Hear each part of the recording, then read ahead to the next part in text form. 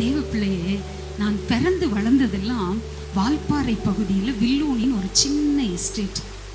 அந்த எஸ்டேட்டை யாருக்குமே தெரியாது. ஒரு சின்ன குட்டி கிராமம் அது.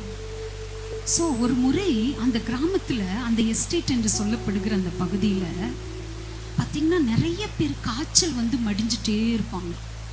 ஏன் காய்ச்சல் வருது அப்படின்னு சொல்லிட்டு தெரியவே தெரியல. அப்போ அங்கே இருக்கிற ஒரு வயதான ஒருவர் என்ன பிளான் பண்ணார்னா, ஆலயத்திற்குள்ளே போய் ஜெபிச்சார். அப்பா, இந்த கிராமத்தில் எல்லாம் மடிஞ்சிட்டே இருக்காங்கப்பா, இந்த கிராமத்தில் மறிச்சிட்டே இருக்காங்க, காய்ச்சல் வந்து மறிச்சிட்டே இருக்காங்க, என்ன பண்ணுறதுன்னு எனக்கு தெரியலப்பா.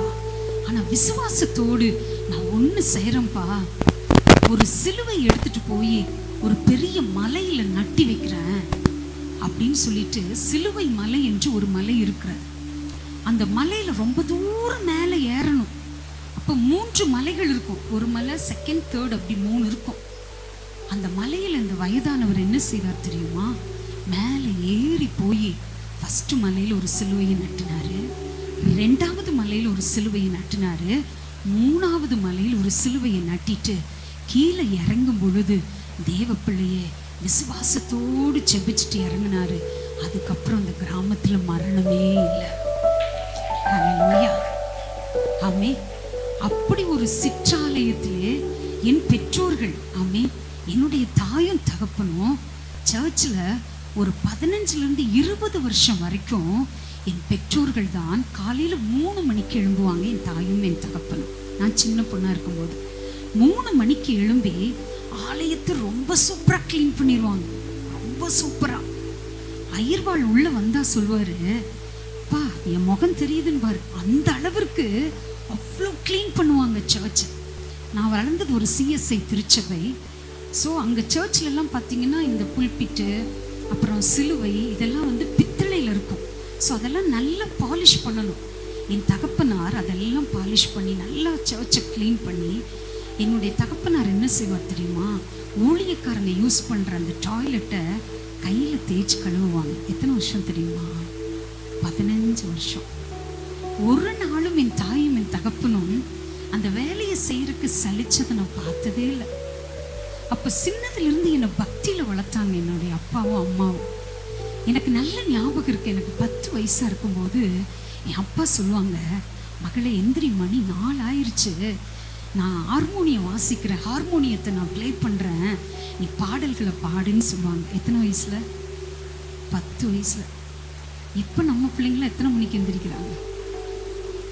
எங்கள் பாஸ்டர் சர்ச்சில் சொல்லுவாங்க, யார்ட்டையும் சொல்லிடாதீங்க, பாஸ்டர் ஐயா சொல்லுவாங்க, 3 மணிக்கு எந்திரிச்சா முனிவன், 4 மணிக்கு எந்திரிச்சா ஞானி, 5 மணிக்கு எந்திரிச்சா அறிவாளி, 6 மணிக்கு எந்திரிச்சா மனுஷன், 7 மணிக்கு எந்திரிச்சா எருமை மாடி, 8 மணிக்கு எந்திரிச்சா அவங்க மனுஷன் லிஸ்ட்ல இல்லை.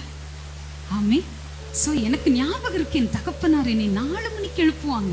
எத்தனாவது வயசுல? 10 வயசுல. அப்போ எங்கள் அப்பா நல்ல கீர்த்தனை பாடல்களை பாடுவாங்க, அவங்களோட சேர்ந்து நான் பாடுவேன். அப்போ பார்த்தீங்கன்னா எங்கள் எஸ்டேட்டுக்கும் என் தகப்பனார் இன்னொரு எஸ்டேட்டுக்கு பிரசங்கம் பண்ணுறதுக்காக போவாங்க, சுவிசேஷ ஊழியம் செஞ்சாங்க. அப்படி செய்யும் பொழுது என்னை கூட்டிகிட்டு போவாங்க. எத்தனை கிலோமீட்டர் நடந்து போகணும் தெரியுமா? 12 கிலோமீட்டர் நடந்து போவோம். அப்போ எங்கள் அப்பா இப்படி நின்று பிரசங்கம் பண்ணுறாங்கன்னு அவங்க கிட்டேயே நின்றுட்டு இருப்பேன்.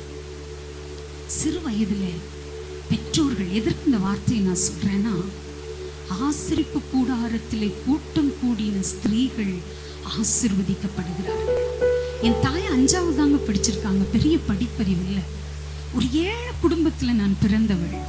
நல்ல உணவுன்னு எனக்கு என்னன்னு தெரியாது, நல்ல உடைக்கு எனக்கு வழி இல்லை, சின்ன வயசுலேயே நல்ல சாப்பாட்டுக்கு வழி இல்லை. அப்படி ஒரு ஏழ்மையான குடும்பத்தில் நான் பிறந்தேன். ஆனால் நான் அடிக்கடி சொல்லுவேன், நான் ஏழையாக இருக்கலாம், ஆனால் நான் ஆராதிக்கிறேன் என் அப்பா பணக்காரர். ஹல்லேலூயா.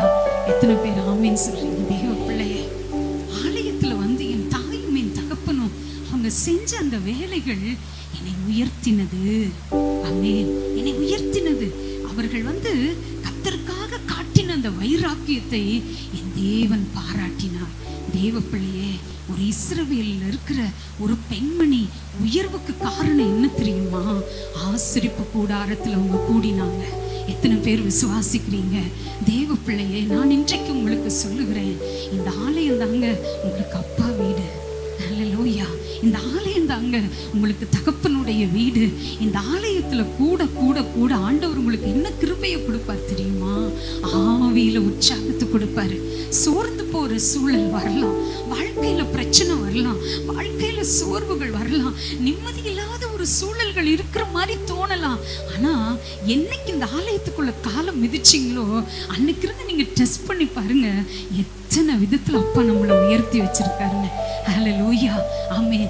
4 பேர் நம்ம படிக்கலன்னா கூட நீங்க டீச்சரா அப்படின்னு கேட்டிருக்காங்க. எத்தனை பேர் அப்படி கேட்டிருக்காங்க? ஹல்லேலூயா, ஆமென். நீங்க என்ன வேலையில் இருக்கீங்கன்னு உங்களை கேட்பாங்க. ஏன் தெரியுமா?